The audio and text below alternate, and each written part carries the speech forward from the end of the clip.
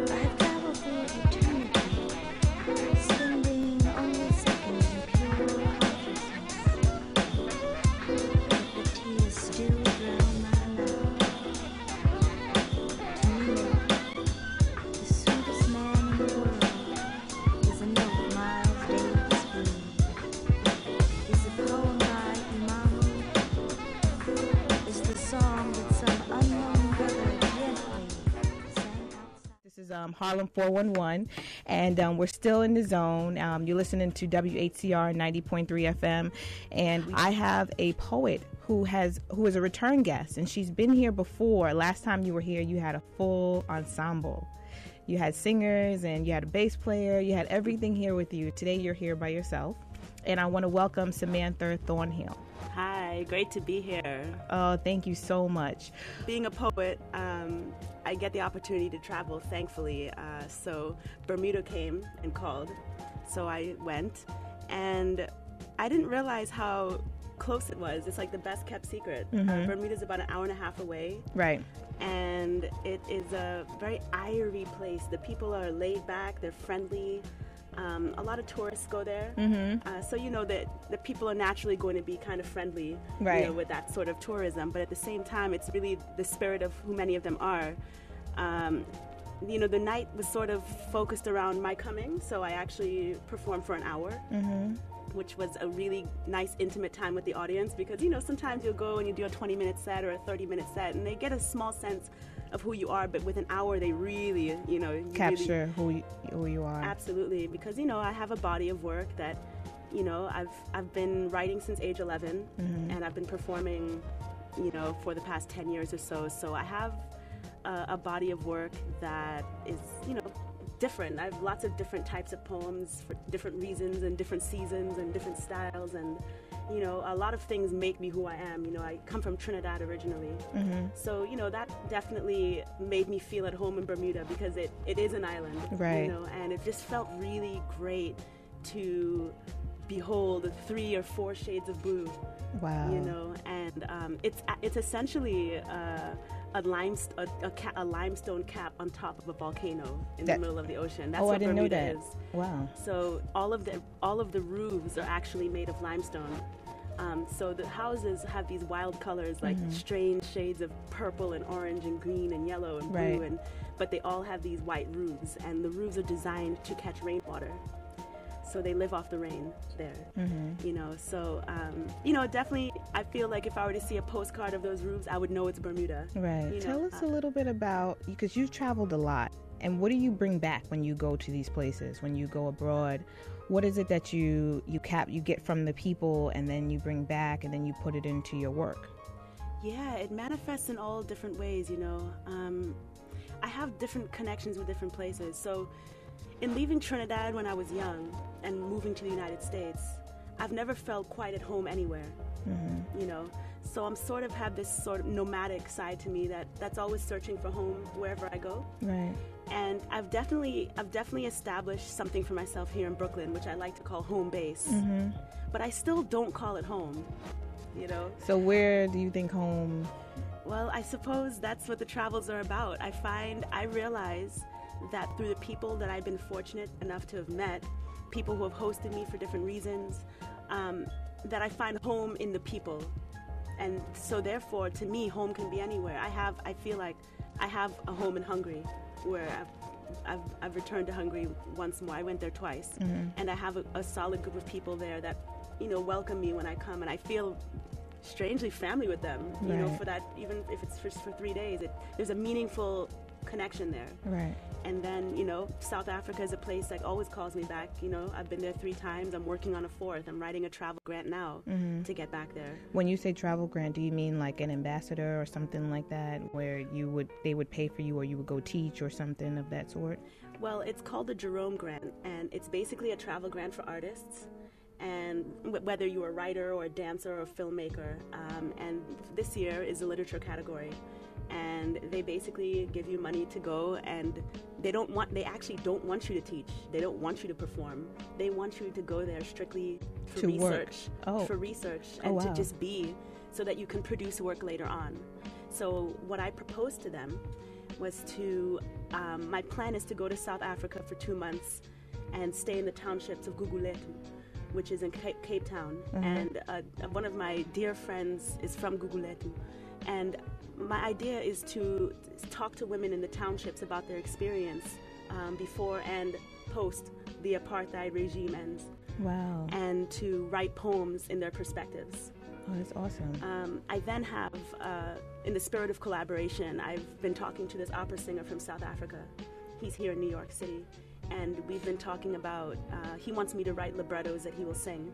So that's something that I hope to, to have these women, the voices of these women, being sung through this amazing instrument of their countrymen. Wow. That's, last time you were here, you actually brought women with you who had amazing voices and talents. Yes, many of them were from South Africa. Before you leave today, I want to hear some of your pieces live. Absolutely. Of course, I will play the piece from the CD that we play on the station, but I'd like to hear something live before we leave. Cool. If I had the chance to have a show on Youth Channel, it would be a comedy show about the workplace and the challenges that people have there. And it would entail examples such as if someone has a mean boss or they can't figure out their actual job and title. The message that will go out to the audience is that people can overcome challenges no matter what it is at work, that they should know how to deal with it and be strong during the process. Well, if I had a chance to make a show, I would make a show like a sitcom, sort of. It would be about people that deal with different issues, like primarily youth that deal with issues with their parents. It would have like 6 different, youth that have 6 different parents. That would be my primary goal, to try to show people that just because you may be a different race, everybody experiences different things with their parents, and everybody could relate to it.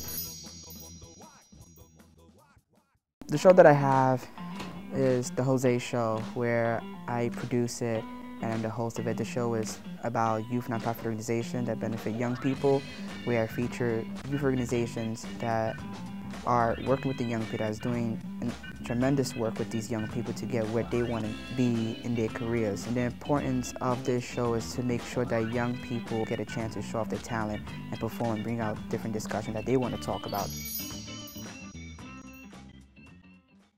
Well, if I had a chance to make a show on the Youth Channel, it would be called the J-Man Radio Show. It's going to be a show about having some sketch comedy, some playing live music, and also me and my friends are going to get together so we could talk about topics that's going on in the world. There's more to life than doing nothing, playing video games, watching TV. I mean, I'm here creating my own show. You should do the same thing. The type of show that I would like to produce on Youth Channel will be mini skits working with children, where we focus on physical activity and healthy eating habits. And this can promote early good eating habits for children, which the parents can also learn from tips that we show on this program.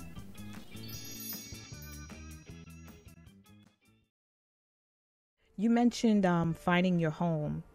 Home is inside of your heart, and we always talk about how important community radio is. And you mentioned the community of Brooklyn. The community of Harlem is so important, and we're losing a lot of our radio stations. A lot of the stations are they're coming together as WBLS, and it's so important that we have our outlet, that we have this place where we can actually call our home to come and have guests like you. Yes. And say, tell us what you're doing, tell us what you're up to, and what's new and how you're inspired and things like that. So what do you say to that, to, the massive shutdown of our voices? Our voices being closed off, especially someone like you whose voice is so important. Well, it's interesting. When I was in Hungary, I went to a radio station sort of like this one. It's not a college radio station. The radio station, it's Tilos Radio, which translates into, it's something along the lines of beware of danger. And this was a radio station that, when they were most oppressed during the communist regime, this was a radio station of rebellion. Oh, wow. And so it was it was not on legal airwaves. Oh, and they never knew. Yeah, they never knew where they were coming from. Pirate radio, right? Yeah. And now it's a legitimate radio station. Now that the regime has changed, so it's interesting. I think that we definitely have to insist that our voices are important, because there are forces that do want to shut us down, and we're experiencing that every day. I will speak on the poetry end. To counteract that sort of thing that you're talking about, I actually formed a group of poets called Poets in Unexpected Places. Mm-hmm. And so we have a few names, but we're known as PUP, affectionately, Pop-Up Poets. Okay. And we basically do poetry in public spaces. It's the whole ask for forgiveness rather than permission model. So we show up in subway cars, we show up on the Staten Island ferry. Actually, just recently, for the first time, we got shut down by the police. And so, we've actually never run into that problem before, because audiences actually really appreciate the fact that we are doing this and we're not asking for money, and we're just sharing our gift. And the ones that don't want to hear it put on their headphones, but for the most part, most of them are taking them off. So there's definitely something about insisting that your voice matters and not being shy of your public. Mm-hmm. Not being afraid of your public, and being very obstinate about it. I don't know how that translates into your world, but I know in the world of poetry, it's definitely meant for us putting our bodies out there. Mm-hmm. Because you stand up and you do a poem in a subway car, you don't know what's going to happen, and that's the whole thing with, I've done poems in all sorts of places, but most of us start out at the open mics and the poetry cafes and the libraries and the bookstores, and those are very safe places for poetry, places that need to continue and flourish and move and live on. But then there are places that aren't so safe, where people aren't expecting it, and I think there's something really vital about that, insisting that that what we do belongs in the public sphere. What I loved about actually going down to Occupy Wall Street when it was still downtown, right, was to see a radio station, see them on their computers reporting what was going on, right, to see what you do here in that public space was really, really inspiring. They used to scream daily revolution. Why did the police come down? Why were you? How'd you talking to your mic? Why were you shut down? You said the police shut you down. Why did they shut down? Well, the group started with a song, and the song, because we were on the water of the Staten Island ferry, was Te Yemeya. The song was sung in Portuguese, and a woman started screaming, "Speak in English, sing in English." Sometimes you'll get a kind of a rambunctious traveler. Mm. And she started becoming such a ruckus that it drew the attention of the police that were on the ferry. And they thought that there was an altercation going on. So I think that, so by the time they, approached the man who started doing his poem, Ngoma, he's a wonderful poet in the community, they basically, asked him what he was doing, and he explained, I'm just doing a poem, I don't mean any harm, I'm not asking for any money. And then the rest of the group came forward and, because it's about 7 or 8 of us that go, and we basically, don't show ourselves to the audience until we start doing poems. And so everybody made themselves known and said, he's part of a group. This is a group of us. We do this every once in a while. And the policeman basically said, our words were not welcome. Interesting. So I want to know if you are interested in doing some poetry here. Absolutely. Now, do you want music or do you? Not actually, no. No? No. Okay. This poem you just mentioned, when you say Brooklyn and Harlem, I just can't think of this poem. I can't think of any poem but this one. And I will also say that when I went to Cape Town, South Africa, I realized that this is an issue that is global. And so this is my ode to gentrification. Those that have lived here long enough to testify to the rough horrors of the brothel that was this lot, old school denizens of this bleach-boned block would say that the realest thing about the white woman and her Yorkie on this reimagined street is the leather of the leash that tethers them. Your very name, glass splinter, planted deep in the fat of our vernacular. Gentrification, rightly mistaken with juxtaposition. Pretty boys with swagger, checkerboard trains, skyscraper sadness, bodegas sighing out soy. Peruvian girl and boy fattening fridges with Fiji between homework and dreams, while pop slices and dices, while moms rocks the register.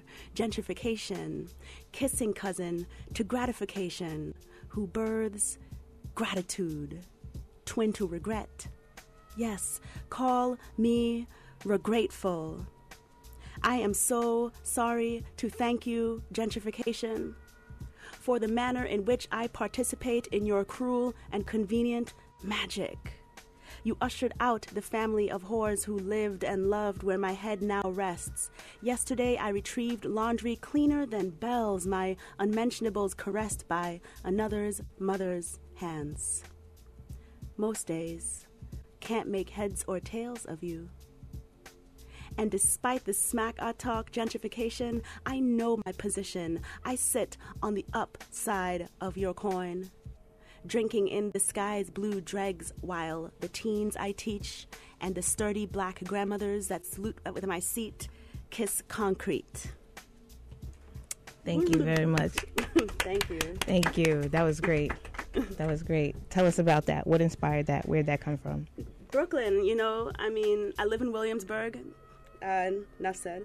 I live in Williamsburg, and sometimes it's just about walking around your neighborhood and observing everything. So one day I just walked all over the place and I wrote notes, observations of what I was seeing, and that's just a poem that I've been wanting to write for a while, So I just took a day and really just took it in. And and when I was in Cape Town, South Africa of all places, I saw there's this place, this neighborhood called the Observatory that's really, really, really changing. And there is this bread factory that they turn into this market on Sundays. And that's where the best pesto you'll ever have, and waffles and all sorts of foods are being sold, and delicacies. And my friends and I were the only people of color in that place. And when I say hundreds and hundreds and hundreds and hundreds of people, and this is a neighborhood which is basically, outside of this, sort of utopia of the taste buds, is straight up ghetto. That, what's funny? And art galleries. You know what's funny? Is like you said all that and you like, it's straight up ghetto. Like men laid out on the floor, laid out. So, a lot of people are moving into this area. And so I was like, wow, gentrification's happening here too. It's happening everywhere throughout the United States. I always thought it was United States. Then I go to South Africa and I see the same thing. And right. So that's I've never been there, so I can't even. Exactly. Until I'd been there, you wouldn't know. And when I went and saw, I said, okay. Every time I think now that anything is local to one place, it's not. It's not. Have you been to Brazil? No. Have you been to Brazil? I haven't been to Brazil. You plan to go? I plan to go everywhere. Because home is actually everywhere. Everywhere. Yeah. Absolutely. Absolutely. There's really no place you can't go. So that's real. It's true. I just want to let everyone know that you are listening to WHCR 90.3. We are still in the Harlem 411 zone. I have Samantha Thornhill in the studio with me today. She's a return guest who is here and, sharing her information about her travels throughout the world. Where will you be next performing if people want to see you? I will be next performing in Nuremberg, Germany. Oh, how's you going? Give me a ticket. Give me my ticket. Okay. Hitler's favorite city. Wow. Yes, it is. City of Trials. Wow. So we're going to take a quick break. I have a young man in the studio with me today. His name is Kid Bling Bling. Well, his name is Amir, a.k.a. Kid Bling Bling. So he might have a question for you. He got rushed all the way here, and I was like, he's also an artist. He's a break dancer, a rapper. So, he's going to have a question for you. Great. And I also have Dr. Shaka Zulu from True School Radio sitting over here, too. So we're going to take a quick break, and then, we'll be right back. Do you have anything you just want to leave us with? Stay tuned. Okay, I love it. Let me just get my music together, and then we will stay tuned.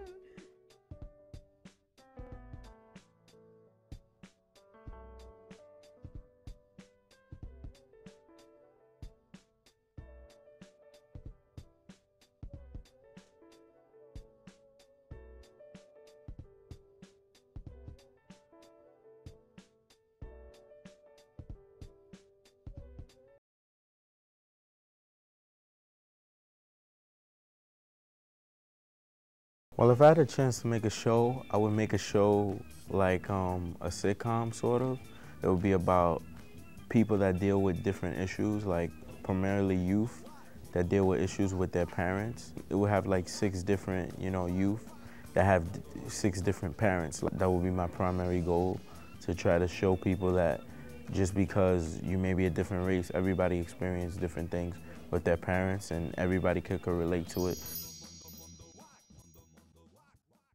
Well, if I had a chance to make a show on the youth channel, it would be called the J-Man Radio Show. It's going to be a show about having some sketch comedy, some playing live music, and also me and my friends are going to get together so we could talk about topics that's going on in the world. There's more to life than doing nothing, playing video games, watching TV. I mean, I'm here creating my own show. You should do the same thing. The show that I have is The Jose Show, where I produce it and I'm the host of it. The show is about youth nonprofit organizations that benefit young people, where I feature youth organizations that are working with the young people, that's doing tremendous work with these young people to get where they want to be in their careers. And the importance of this show is to make sure that young people get a chance to show off their talent and perform and bring out different discussions that they want to talk about.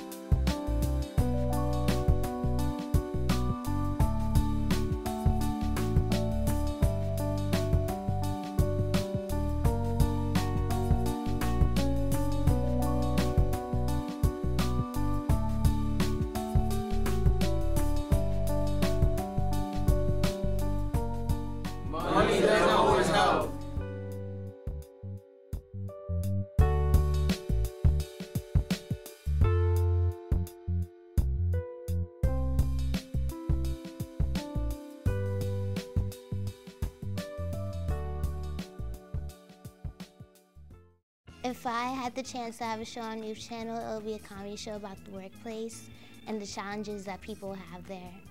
And it would entail examples such as if someone has a mean boss or they can't figure out their actual job and title.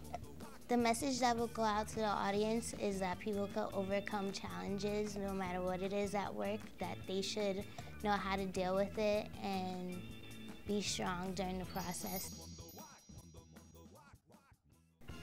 The type of show that I would like to produce on Youth Channel will be mini skits working with children where we focus on physical activity and healthy eating habits. And this can promote early good eating habits for children, which the parents can also learn from tips that we show on this program.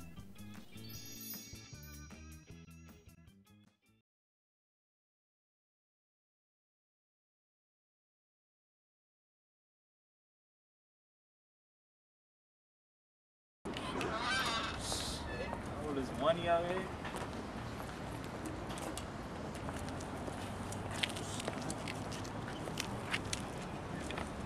Oh, what's up? Where you got the money from? I just won the lottery, yo. Oh, that's nice. All right, see you later.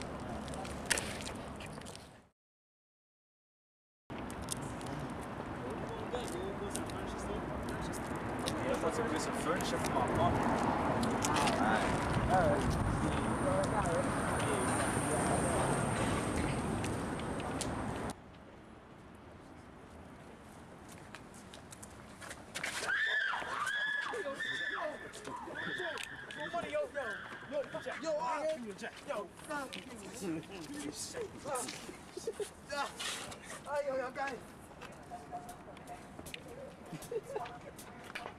You took my money! They took my money!